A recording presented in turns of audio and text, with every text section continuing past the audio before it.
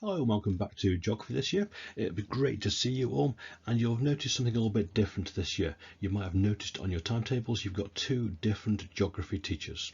So I'm going to explain the reasons for that and how we've planned that in and how it's going to make an excellent improvement to your learning this year. We often talk about revising throughout the year, things like retrieval practice, spaced practice, interleaving, dual coding, reading around the subject, all those kind of things. But we're aware that sometimes we don't give you enough time in class to do this, and this is where the plan is coming through this year. In all GCSE groups, year 9, 10 and 11, we're now building in time for these things. Time to revise throughout the year, time for retrieval practice, teaching you how to do space practice, dual coding, interleaving, and also opportunity to read around the subject, get a broader understanding of the subject. You've got 5 geography lessons this year, every fortnight, and that is the same as it's been for many years.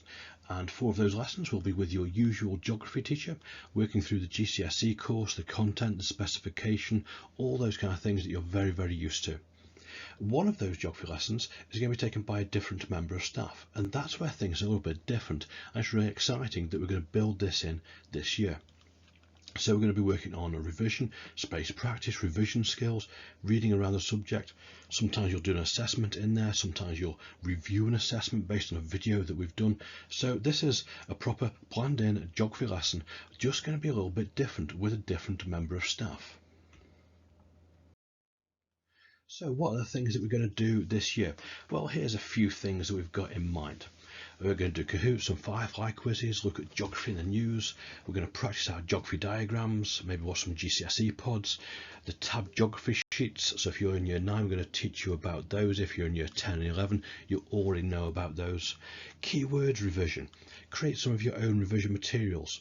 Teach you how to do dual coding and actually have time to do it. Looking at map skills and data skills, numeracy skills. And as we said before, maybe some time to do assessment and maybe using the time to do assessment reviews, using some videos that we might do on the assessments. How do we interpret data and photographs?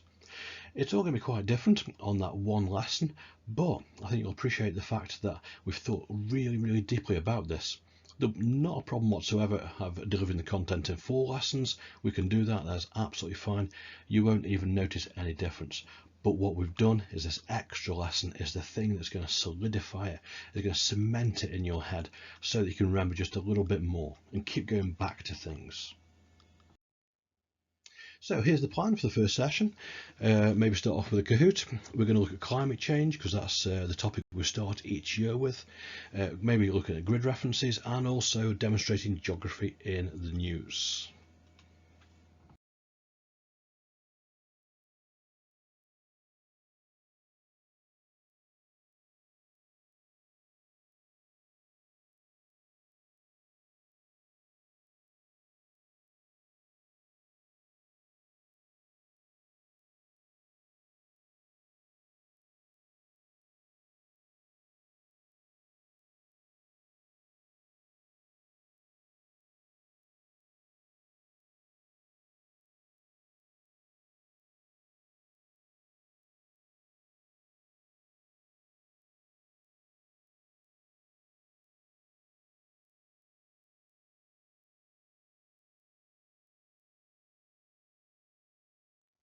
Now this is a new way of working for us and for you. So we've put a draft plan in for the entire year.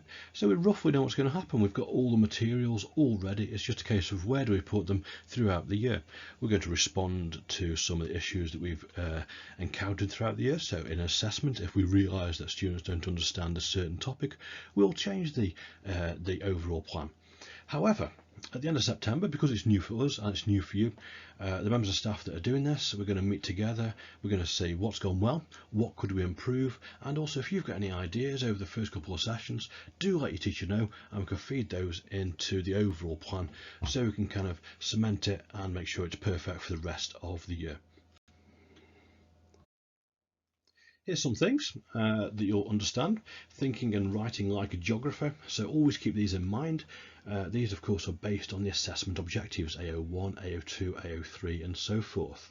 So, data, examples, geography words, place names. What are the effects and responses in the pink box? So short term, long term, economic, social, environmental. And of course, can you explain that in that blue box? This means that, this results in. These things don't go away. And if you're in year 10 and 11, you'll know we keep on and on and on about this. If you're in year 9, we'll have mentioned it in year 8 as well. So it's really coming to fruition now. Make a decision at the end in the yellow box. So we are really excited with the plan that we've got in place. We know the great lessons that you've got. We know the topics that are coming up. We're really excited about those.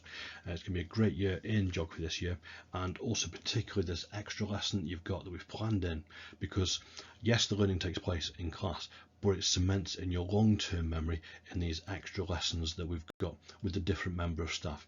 If you've got any questions, have a chat to your members of staff, or come to me and we'll sort you out straight away.